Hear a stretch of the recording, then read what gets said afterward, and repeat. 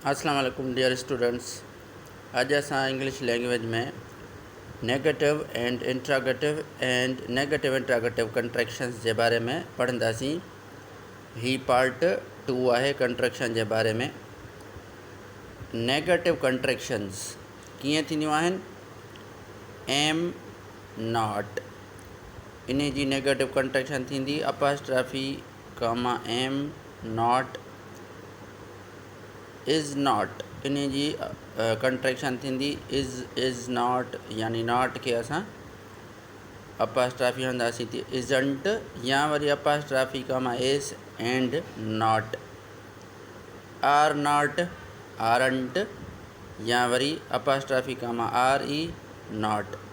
Have not जो negative haven't, has not जो hasn't, will not जो वॉन्ट, या वरी apostrophe comma double L not, ऐं शल नॉट जो शांट। इन्हनि खे सम्झण खां पोइ इहा ॻाल्हि नोट करण जी आहे त negative contractions can come at the end of a sentence, यानी नेगेटिव कंट्रैक्शंस जुमिले जे आख़िर में अची सघे थी। इहो हुनजे उपतड़ आहे। असां अॻु में पढ़ी आया आहियूं पहिरें वीडियो में त अफर्मेटिव कंट्रैक्शंस जुमिले जे आख़िर में न अची सघंदियूं आहिनि, पर नेगेटिव कंट्रैक्शंस जुमिले जे आख़िर में बि अची सघनि थियूं। फॉर एग्ज़ाम्पल, आई सॉ हिम but he didn't. But he didn't he negative contraction आहे, जेका ॾिसो असां जुमिले जे लास्ट में बि इस्तेमालु करे था सघूं। नोट आउट करे छॾियो त negative contractions are usual in speech, यानी जेके नेगेटिव कंट्रैक्शंस हूंदियूं आहिनि उहे जेॾी महिल लैंग्वेज ॻाल्हाई वेंदी आहे उन में घणे क़दुरु इस्तेमालु कई वेंदी आहे। उन खां पोइ जेका नोट करण जी ॻाल्हि आहे उहा आहे contractions of auxiliaries used in the interrogatives, यानी अफर्मेटिव ऐं नेगेटिव खां पोइ असां हाणे इंट्रागेटिव्स जी कंट्रैक्शंस पढ़ंदासीं त उहे कीअं थींदा आहिनि। एम इज़ आ हैव हैड विल वुड एटसेट्रा जेके ऑक्सिलियरीज़ आहिनि, अॼु असां इन्हनि जे बारे में ॾिसंदासीं। फॉर एग्ज़ाम्पल, हाउल ही गेट देयर, हिते विल हिते कंट्रैक्टेड फॉर्म में लिखियलु आहे हाउल ही गेट देयर। व्हाट्स हैपन्ड, हिते हैज़ कंट्रैक्टेड फॉर्म में लिखियलु आहे इंट्रागेटिव में व्हाट्स हैपन्ड। व्हेन्स ही कमिंग, हिते इज़ कंट्रैक्टेड फॉर्म में लिखियलु आहे। विच विल यू हैव, हिते बि विल कंट्रैक्टेड फॉर्म में लिखियलु आहे, यानी इंट्रागेटिव्स कंट्रैक्शंस था असां पढ़ूं ऑक्सिलियरीज़ जे बारे में। नोट करण जी ॻाल्हि आहे त shall, should, do and did are not written in contracted form, यानी shall, should, do and did इन्हनि खे असां कंट्रैक्टेड फॉर्म में लिखी नथा सघूं।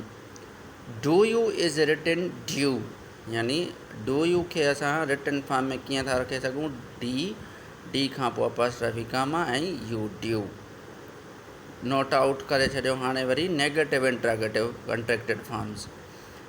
This form is almost always contracted, यानी नेगेटिव इंट्रागेटिव जेका फॉर्म आहे उहा हमेशह अक्सर करे कंट्रैक्टेड फॉर्म में ई लिखी वेंदी आहे या हूंदी ई आहे, उहा कंट्रैक्टेड फॉर्म में ई हूंदी आहे। For example, didn't you see her, isn't he coming, यानी इहा फॉर्म ॾिसंदव त तव्हां हमेशह कंट्रैक्टेड फॉर्म में ई लिखियलु हूंदी या ॻाल्हाई वेंदी आहे।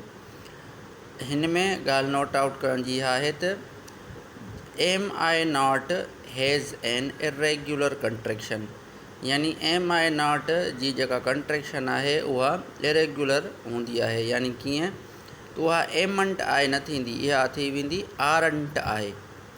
यानी am I not contracted form में जॾहिं लिखियो वेंदो त एम मटिजी वेंदी आर में, आरंट आहे थी वेंदो। इहा ॻाल्हि नोट करे छॾियो। ऐं लास्ट में जेका ॻाल्हि नोट करण जी आहे उहा आहे द अपॉस्ट्रॉफी, यानी जेका अपॉस्ट्रॉफी कॉमा आहे उहा हमेशह तव्हां उते यूज़ कंदव जिथे तव्हां उहो लेटर जेको कटियो था उते इस्तेमालु थींदी। यानी जीअं ॾिसो हिते डिड नॉट, त हिते ओ कटियल आहे त ओ जी जॻह ते अपॉस्ट्रॉफी कॉमा ईंदी। ख़ासि करे जेको लेटर तव्हां कटींदव अपॉस्ट्रॉफी कॉमा उते ईंदी। जीअं हिते ॾिसो विच यू हैव, हिते डब्ल्यू आई ॿई कटियल आहिनि, इन जे करे इन जॻह ते अपॉस्ट्रॉफी कॉमा असां इस्तेमालु कई आहे। यानी अपास्ट्राफी कामा हमेशह उते इस्तेमालु थींदी कंट्रैक्टेड फॉर्म्स में जिथे तव्हां लेटर कटे छॾिया हूंदा। I hope you have understood this concept of contraction in English language. See you next time इंशाल्लाह।